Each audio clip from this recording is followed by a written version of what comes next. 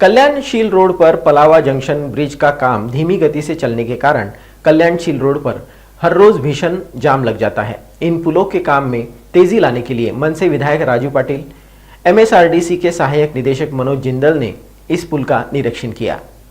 निरीक्षण के दौरान ये देखा गया कि काम धीमी गति से चल रहा है और पुल पर सिर्फ 4 मजदूर काम कर रहे हैं। करोड़ों के पुल का कार्य मात्र 4 मजदूर संभाले हुए थे। ऐसा कैसे चलेगा, ये सवाल राजू पाटिल ने अधिकारियों के सामने उपस्थित किया, जिसके बाद एमएसआरडीसी के सहायक निदेशक मनोज जिंदल ने बताया कि ठेकेदार को दंडित किया जाएगा और जल्द से जल्द काम पूरा करने का निर्देश दिया जाएगा।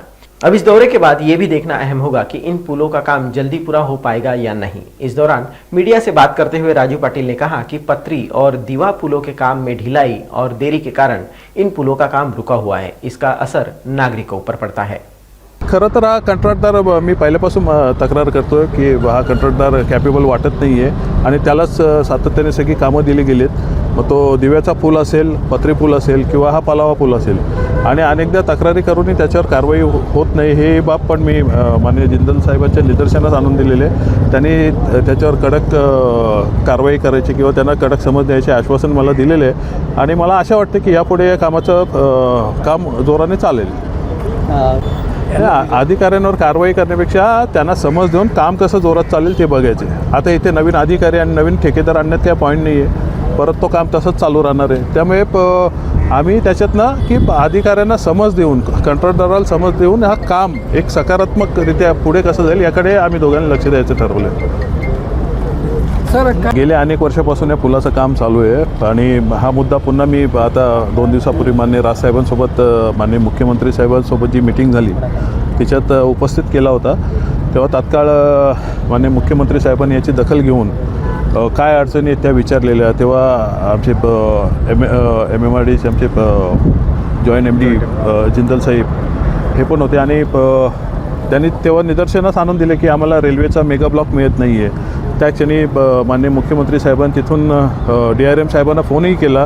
त्यांना सांगितलं जेव्हा पाहिजे तेव्हा तुम्ही मेगा ब्लॉक देऊन टाका, परंतु हा पुलाचं काम लवकरात लवकर व्हायला पाहिजे। आणि जिंदल साहेबांना त्या दिवशी सांगितलं की इथे जाऊन तुम्ही आमदारांबरोबर एक पाहणी करा तिथे। त्या अनुषंगाने आज ही पाहणी केलेली आहे। दोन्ही जे अप्रोच आहेत देसाई साईडचं आणि डोंबिवली साईडचं त्याची पाहणी केली आम्ही।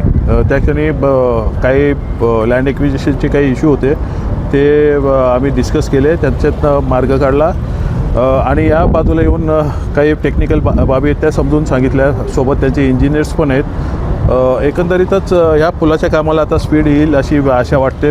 जिंदल साहेब स्वतः याच्यावर लक्ष ठेवून राहणार आहेत।